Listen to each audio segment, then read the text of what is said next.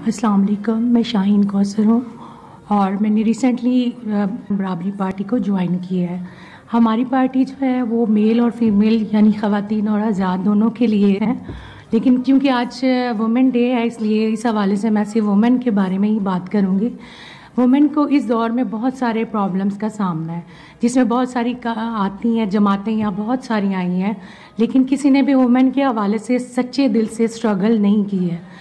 تو میں نے یہ پلیٹ فارم اسی لیے جوائن کیا ہے کہ یہاں پر صحیح سے فیمیلز کو صحیح جو چاہیے ان کو پروسیجر جو پراپرلی ایک فیمیل کو چاہیے ہوتا ہے وہ ہم پرووائڈ کریں، تاکہ کیونکہ میں خود ہی بھی یہاں افیکٹڈ ہوں اس حوالے سے، میرے ساتھ بھی بہت سارے پرابلمس فیس کیے ہیں میں نے، کیونکہ ہم لوگ 5 سسٹرز ہیں اور اس حوالے سے بہت پرابلمس معاشرے میں میں نے اور میرے فادر نے دیکھے ہیں۔ اب یہ کچھ ہراسمنٹ کے قانون پہ اگر بات کی جائے تو ہراسمنٹ کا قانون صرف بنایا تو گیا ہے، لیکن اس پہ کہیں امپلیمنٹیشن نظر ہی نہیں آئی ہمیں، کیونکہ میں خود گئی ہوں جگہ جگہ، جہاں بھی کہیں میں جا سکتی تھی، جس پلیٹ فارم پہ جا کے اپنے میسج کو کنوے کرنا چاہتی تھی وہ کہیں بھی نہیں ہوا۔ تو اس حوالے سے بھی میں چاہتی ہوں کہ فیمیلز کے لیے کچھ کام ہو، اس پلیٹ فارم سے کچھ اسٹرگل کی جا سکے۔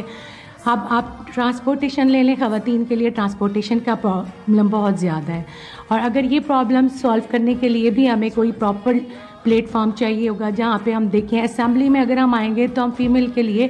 بہت سارے اس طرح کے پلانز ہمارے ذہن میں ہے جو فیمیلز کو روزمرہ معاملات میں جابس میں جاتی ہیں تو انہیں پرابلمز ہوتا ہے کہ جابس میں